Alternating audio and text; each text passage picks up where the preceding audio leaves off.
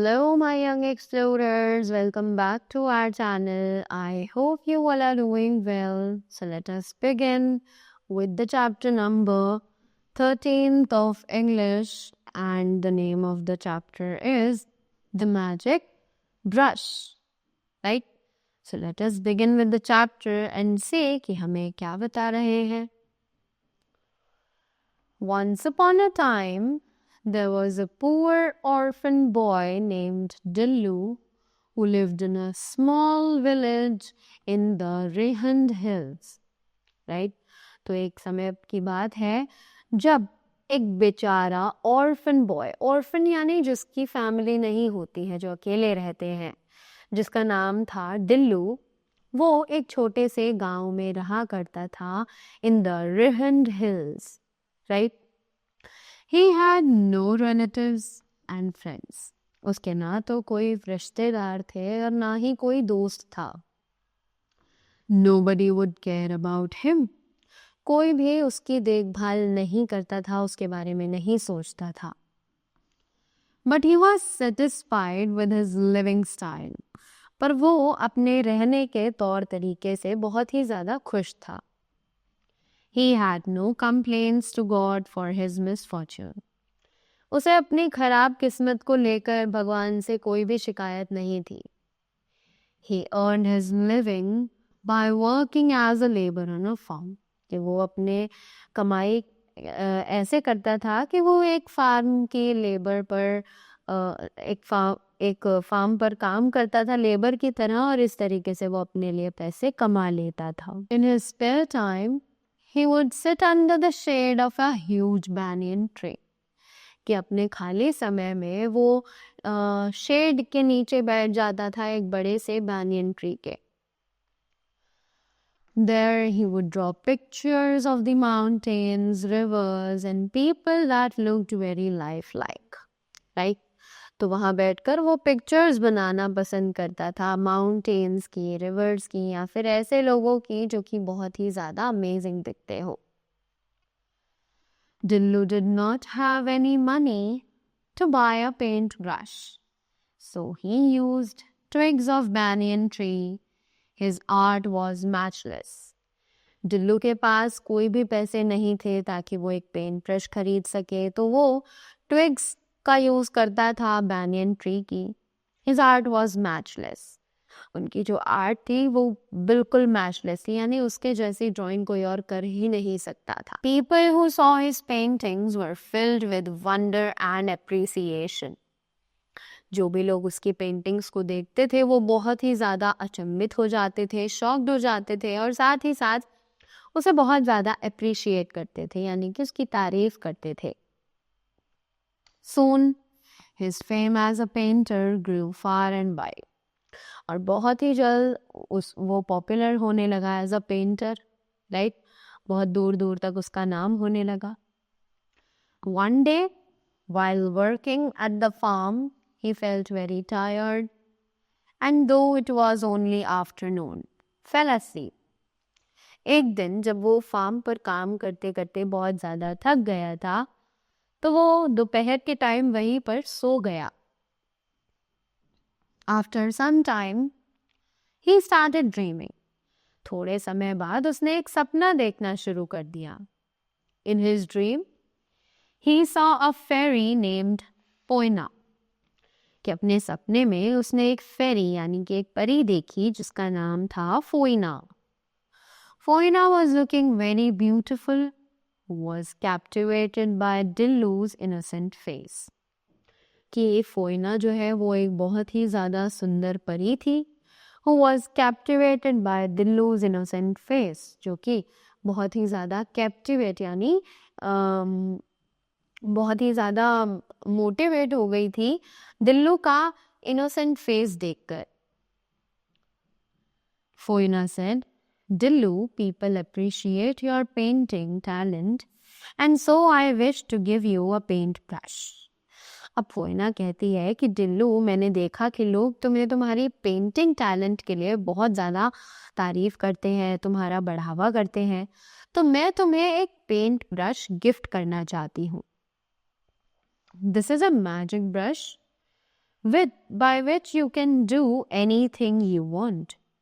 अब उसने बोला कि एक मैजिक ब्रश है जिससे तुम कुछ भी कर सकते हो जो तुम चाहो. Saying this, the fairy put a brush next to the boy and disappeared. ये बोलने के बाद जो फेरी थी उसने ब्रश रखा उस बॉय के पास और वो वहां से गायब हो गई. When Dillu got up from his sleep, he found a golden brush lying next to him. उसके बाद दिल्लू जब सोकर उठा अपनी नींद से तो उसने देखा कि एक गोल्डन ब्रश उसके पास ही पड़ा हुआ है. To test the magic of his dream, Dillu painted a plate and filled it with rice, chapatis, dal, dhokla and fruits, everything he wanted to eat. तो दिल्लू ने उस अपने ड्रीम का जो मैजिक था उसको चेक करने के लिए दिल्लू ने एक प्लेट बनाई जिसमें उसने बहुत सारे राइस रखे, चपातीज, दाल, ढोकला, फ्रूट्स और वो सभी चीजें जो वो खाना चाहता था. To his surprise, the plate and food turned real as if by magic. और उसके देखते ही देखते जो प्लेट थी और जितना भी खाना था वो सभी खाना रियल में बदल गया, राइट, जादू की मदद से. Dillu was delighted and ate the food with great relish. दिल्लू ये देखकर बहुत ज्यादा खुश हो गया और उसने उस खाने को बहुत ज्यादा एंजॉय किया. He then painted a set of new clothes. उसके बाद उसने एक set of new clothes बनाए, राइट, उसने ड्रॉ किया एक अपने लिए कपड़े. Also these two became real. ये भी असली बन गए. Dillu took off his torn clothes and wore his new ones. दिल्लू ने फिर अपने पुराने कपड़े उतार दिए जो कि फटे हुए थे और उसने नए कपड़े पहन लिए. The next day, Dillu went to the village and gathered all the people. अगले दिन दिल्लू गांव में गया और उसने सभी लोगों को एक साथ इकट्ठा कर लिया. With his golden brush, he painted food, hot steaming rice, curry and all kinds of foods which he fed them. उसके बाद उसने अपने गोल्डन ब्रश को यूज करके खाना बनाया जिसमें उसने हॉट स्टीमिंग राइस, करी और सभी तरीके के फ्रूट्स उसने वहाँ बनाए और उन सभी से उन लोगों को खिलाया पिलाया. The people blessed him and wished him happiness. लोगों ने उसे ब्लेस किया, उसे ब्लेसिंग्स दी और साथ ही साथ उसे बहुत सारी खुशियां विशेस में दी. Once the princess of the royal family fell ill with a serious disease. और एक बार प्रिंसेस जो थी एक रॉयल फैमिली की वो एक बहुत ही बड़ी बीमारी से बीमार हो गई. The royal Hakim told the king the princess' disease can be cured by giving her a banana of red color only. अब जो रॉयल हकीम था, जो उस प्रिंसेस के लिए, रॉयल फैमिलीज के लिए जो हकीम्स होते हैं वो भी रॉयल होते हैं. तो जो हकीम था उसने किंग को बताया कि प्रिंसेस की बीमारी अगर ठीक हो सकती है तो वो सिर्फ एक लाल रंग का केला उसको खिलाना होगा तभी ठीक हो पाएगी. The king ordered his men to bring the same banana for his daughter. अब किंग ने ऑर्डर दिया उन अपने आदमियों को कि जाओ भाई और जाकर एक लाल कलर का केला मेरी बेटी के लिए लेकर आओ. The men went in search of red banana, but after a week they returned back to the palace without any result. कि वो सभी लोग एक रेड बनाना के सर्च में ढूंढने के लिए उसे गए तो थे पर एक हफ्ते बाद वो लोग वापस आए और कोई भी नतीजा नहीं निकला था. Everybody was sad and dejected in the kingdom. कि उस राज्य में सभी लोग बहुत ज़्यादा उदास थे, right? In the meantime, Dillu came to the royal court and requested to meet the king.